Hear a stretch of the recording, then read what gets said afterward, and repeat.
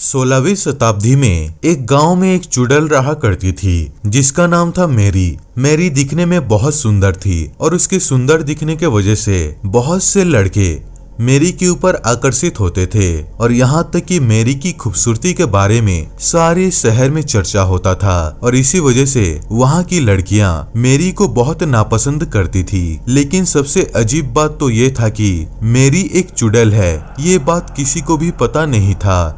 लेकिन सबसे अजीब बात तो ये था कि चंद्रग्रहण आने के कुछ दिन पहले मेरी धीरे धीरे बदसूरत दिखने लगती थी और जैसे ही चंद्रग्रहण खत्म होता था तो मेरी बाकी दिनों के मुकाबले और ज्यादा सुंदर दिखने लगती है। शहर की सारी लड़कियां मेरी की खूबसूरती का राज जानना चाहते थे, लेकिन कोई भी लड़की ये पता लगा नहीं पाता कि इन सबके पीछे का राज क्या है। दरअसल चंद्रग्रहण आने से पहले मेरी एक लड़के को अपने जाल में फंसा लेती है और चंद्रग्रहण के दिन रात के 12 बजे उस लड़के को बलि देकर उसका खून पीने लगती है, जिसे मेरी और सुंदर दिखने लगती है। लेकिन मेरी को इसके बारे में थोड़ा भी अंदाजा नहीं होता कि उसका तकदीर बहुत जल्द बदलने वाला है। एक दिन एक राज्य के राजा को मेरी की खूबसूरती बहुत पसंद आ जाता है और वो राजा शादी का प्रस्ताव रखता है मेरी के सामने।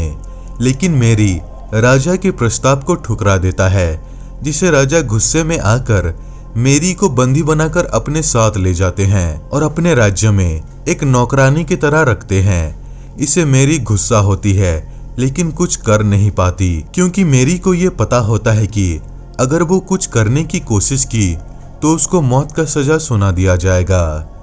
धीरे धीरे दिन बीतने लगते हैं और चंद्रग्रहण का दिन नजदीक आ रहा होता है, जिसे मेरी बहुत परेशान होने लगती है, क्योंकि मेरी चंद्रग्रहण के दिन किसी लड़के को बलि देकर उसका खून नहीं पी तो मेरी की खूबसूरती पूरी तरह चली जाएगी और मेरी बहुत बदसूरत दिखने लगेगी। जैसे जैसे चंद्रग्रहण नजदीक आ रहा होता है वैसे वैसे मेरी की खूबसूरती कमने लगती है। इसे महल के सारे कर्मचारी हैरान होते हैं कि इतनी खूबसूरत लड़की धीरे धीरे इतनी बदसूरत होते क्यों जा रही है। फिर आता है वो दिन जिसका मेरी को इंतजार था, यानी कि चंद्रग्रहण का दिन। चंद्रग्रहण के दिन मेरी उस राजा के महल से चोरी छिपे भागने की कोशिश कर रही होती है, लेकिन कुछ लोग मेरी को भागते हुए देख लेते हैं और मेरी को पकड़कर राजा के पास ले जाते हैं, जिसे मेरी को राजा के द्वारा मेरी को 2 हिस्सों से काटने का सजा सुनाया जाता है और वो भी रात के 12 बजे। देखते ही देखते दिन ढलने लगते हैं। सारे लोग मेरी का मौत देखने के लिए धीरे धीरे जमा होने लगते हैं और जैसे ही रात के 12 बजते हैं तो मेरी बहुत बदसूरत दिखने लगती है, जिसे वहां मौजूद लोग मेरी को देखकर बहुत घबरा जाते हैं। तभी कुछ लोग आकर मेरी को पकड़ के मेरी को 2 हिस्सों में काट देते हैं, जिससे मेरी बहुत चीखने लगती है और सारे लोगों को ये श्राप देती है कि मेरे मरने के बाद कोई भी खुश नहीं रह पाएगा।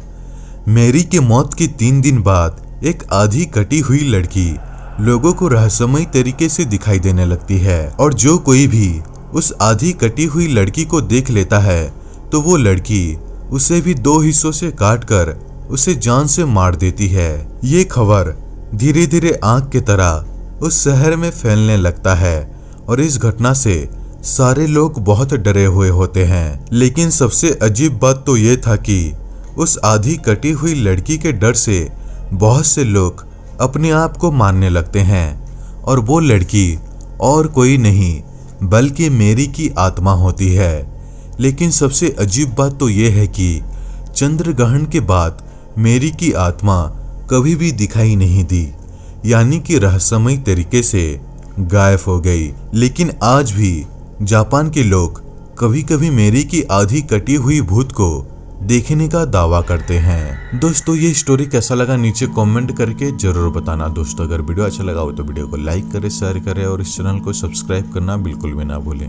तो दोस्तों मिलते हैं अगले वीडियो में, तब तक के लिए धन्यवाद।